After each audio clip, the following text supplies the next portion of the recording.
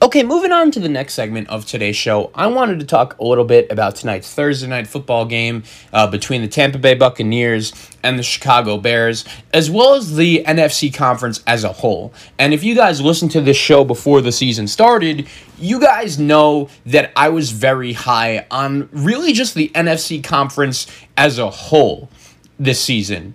When you look at the New Orleans Saints and the San Francisco 49ers and the Green Bay Packers and the Philadelphia Eagles, I was very high on. I thought Detroit was a super talented team. Tampa Bay, Chicago, the Rams, the Falcons, the Cardinals, Minnesota. There were so many teams around the NFC that I thought had a legitimate case to make the playoffs before the season started. I think everyone could have agreed that the Panthers probably were not going to be a playoff team, and they may be. I'll give Carolina credit. They've won 2 games in a row without Christian McCaffrey. I think many people believe that Washington didn't really have a realistic shot to make the playoffs. We're going to talk a little bit about Dwayne Haskins later in today's show. And then even the New York Giants, that was probably the one other one. I was higher on them than most. Obviously, that prediction has not come to fruition just yet. So really, besides those 3 teams, mostly everyone thought that basically all the teams in the NFC had a legitimate chance to be at least somewhat good this season. And I think when you look at this conference as a whole, it's kind of been the opposite.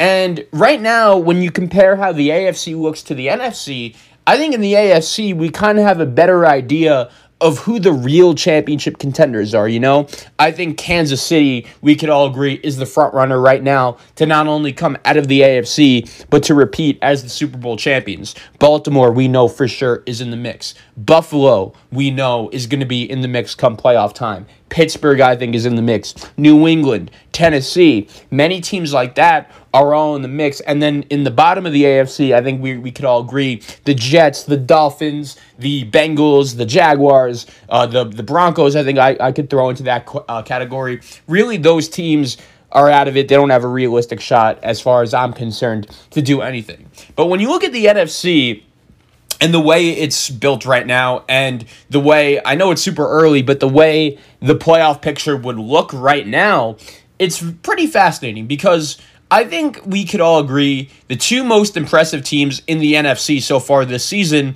have been Green Bay and Seattle. Green Bay is 4-0. They have a road win over the New Orleans Saints. They have a road win over the Minnesota Vikings, have a nice home win against the Detroit Lions, and picked up another nice home win against the Atlanta Falcons. Aaron Rodgers has been playing at a great level, probably the best level I've seen him play over the last couple of seasons. Aaron Jones has really been able to run the ball effectively. Devontae Adams hasn't even been healthy, and still this Green Bay Packer offense is moving on all cylinders. I've also been really impressed with Matt LaFleur as a coach. He is 17-3 throughout his first 20 games as head coach of the Green Bay Packers. That is just super, super impressive, and I think he doesn't deserve, he's not getting as much credit right now as he deserves for the start that he has brought this Green Bay Packer team to.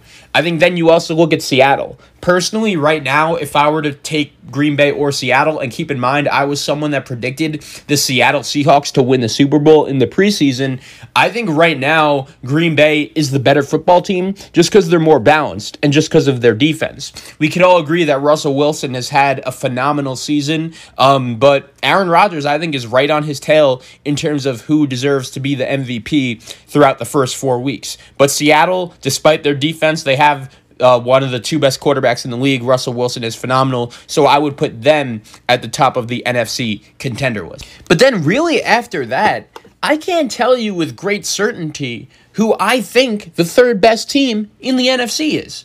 I think relatively healthy, when most of their horses are there, the first team that comes to mind for me would be the San Francisco 49ers. I think, as a matter of fact, people are foolish to be forgetting about them right now, even if they just lost a home game to the Philadelphia Eagles. They didn't have their starting quarterback in that game. And I know they were super banged up, but George Kittle is back healthy. Their defense has Eric Armstead. They have the young kid Kinlaw, who I've been impressed with. Richard Sherman should be back soon, as should Quan Alexander, Ahkello Witherspoon as well. And the bottom line is this.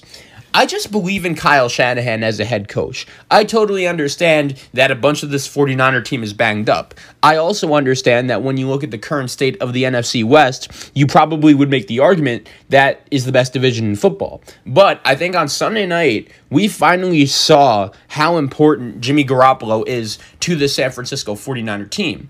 And what I mean by that is this. I'm not out here making the argument that Jimmy Garoppolo is some Pro Bowl Hall of Fame quarterback. He's far from it. I think he's a big reason why the San Francisco 49ers couldn't end up winning that Super Bowl against the Kansas City Chiefs. I think Jimmy Garoppolo is an above-average quarterback, but he's nothing special. At the same time, though, when you're this San Francisco 49er team, you need him to be 100% healthy, ready to go in order for your team to have the best chance to win. Because clearly on Sunday Night Football, we saw that Nick Mullins doesn't give the San Francisco 49ers a legitimate chance to beat anyone. I mean, maybe the Jets or Giants, but that's it. Like that pick six, are you kidding me? That's football 101. He just threw it right to him. And even though Nick Mullins, wasn't really able to play well, I do think San Francisco, in terms of this season, will be okay. Just because I trust Kyle Shanahan. Like, they host Miami next week. Jimmy G or not, I actually do expect that to be a game San Francisco wins just because of their track record, their pedigree, and Kyle Shanahan's coaching ability. This is also a team that got to the Super Bowl last year, and having George Kittle back is just such a difference maker. I believe when he is on the field, San Francisco will have a legitimate chance to beat anyone. That is how good of a player Kittle is. The offense just totally runs different when he's around there. So I think San Francisco is totally in the mix to be the third best team in the NFC right now, and even maybe a mix to challenge Green Bay or Seattle when they get healthy. How about the New Orleans Saints? They're sitting right now at 2-2, and if you guys listened to this show before the season started, you guys know I really was not a fan of the New Orleans Saints. I thought their team was getting old. I thought their quarterback was getting old. I'm not a fan of Sean Payton in terms of elite coaches.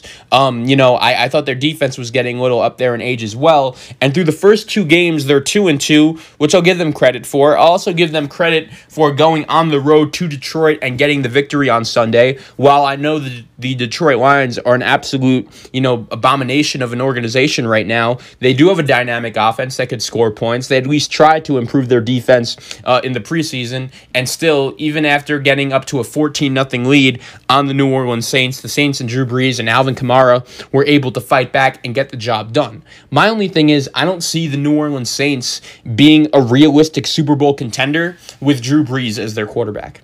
I just can't see it. I think in this league in 2020, you need a quarterback that is going to be able to score a lot more points than that. And that Monday night game against the Raiders, I really have that game cemented in my mind. I totally understand that Michael Thomas was hurt in that game, but still just very concerning that Drew Brees and the Saints offense wasn't able to move the ball at all. Sean Payton really, let that game go against Green Bay when Taysom Hill fumbled. That was just a huge coaching error. I would never really have Taysom Hill touching the ball because you want to take Drew Brees. You never want to take the ball away from Drew Brees for Taysom Hill. That's all I'm trying to say. You should never be doing that. So I don't trust New Orleans as a legitimate, contender in the NFC.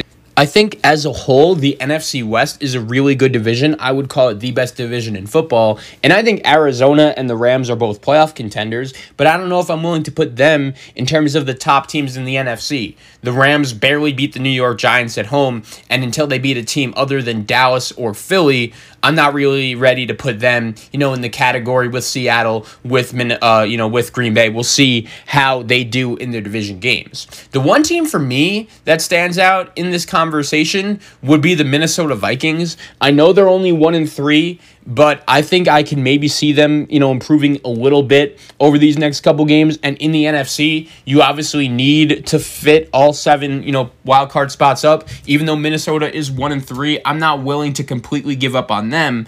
But more importantly, I wanted to talk about the two teams, that are going to be playing on Thursday Night Football this week and where they stand in this whole mix. That would be between Tom Brady's Tampa Bay Buccaneers and Nick Foles' Chicago Bears. And I think when you look at Tampa Bay to start off this segment, We obviously remember what happened to these guys in week 1. They went to New Orleans, and it didn't look too good. And I'll admit, after that game, I started to question my concerns about Tom Brady and how much he had left. And over the last 3 weeks, he's played much better. I don't think anyone could deny that. As a matter of fact, I think last week's game against the Chargers, where he threw those 5 touchdowns after the fact, the Buccaneers were down 24-7. That was a good sign, and you rarely see Tom Brady doing that these days. But at the same time, it is still very hard for me to take Tampa Bay seriously as a Super Bowl contender.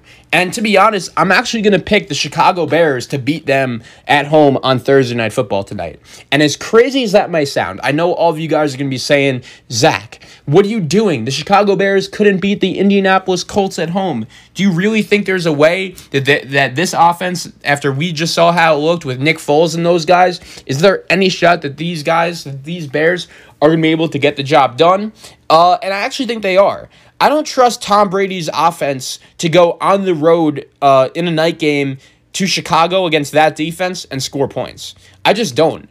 There's no update on Chris Godwin yet. Mike Evans has been very up and down. I'm really not a fan of him. To be honest, Mike Evans is one of the most overrated players in football. I think there are plenty of other receivers around the league that I would rather have than him, and I don't take him seriously as a legitimate number 1 receiver. So that's the first thing I'll say when it comes to Mike Evans. That's number 1. Then I think when you look at the Chicago Bears team, I don't think their offense is this bad. And I think Matt Nagy has to be able to do a better job of implementing his offense and his skill set around the Chicago Bear team. I think around this Chicago Bear team, there is plenty of talent on the offensive side of the ball. Too much talent for them to only be scoring 3 points against the Indianapolis Colts on Sunday. And Nick Foles and Tom Brady are going to be playing in their first game since the Super Bowl against each other, where the Philadelphia Eagles, led by Nick Foles, ended up getting that victory. And when I look at Chicago, they're another team. They're sitting at 3-1. I think their defense is pretty good. I don't think their offense is as bad as they played on Sunday. And I did agree with Matt Nagy's decision to stick with Nick Foles as his starting quarterback. I do think if he wasn't able to do that, the Chicago Bear team, even though their record was 3-1, I don't think they would have a legit shot to be good or a contender. And I'm not saying with Nick Foles that they do have a shot to be that, but I think he's a guy that's experienced with Matt Nagy's offense and gives the Bears a better chance to win in this system than Mitchell Trubisky. I actually think he's going to have a bounce back game tonight, and Chicago's going to give Tampa Bay a lot of trouble. I think when you look at Tampa Bay, their offense has been putting up points against, bad teams. I don't trust Carolina. I don't trust Denver. I don't trust the Chargers. Those are 3 solid games by Brady. They're 3 good signs. But once again, I don't trust Tampa Bay and the way they're built after all the pick sixes Tom Brady's been throwing. I don't trust that Tampa Bay team to beat a team like Green Bay or Seattle in this situation. So I actually think Chicago upsets Tampa Bay tonight. I know I'm spoiling the first segment of this show for picks, the last segment of the show, I could say. But at the same time, really looking forward to Thursday night. First good Thursday night game we've had in a really long time. And I'm really looking forward to it.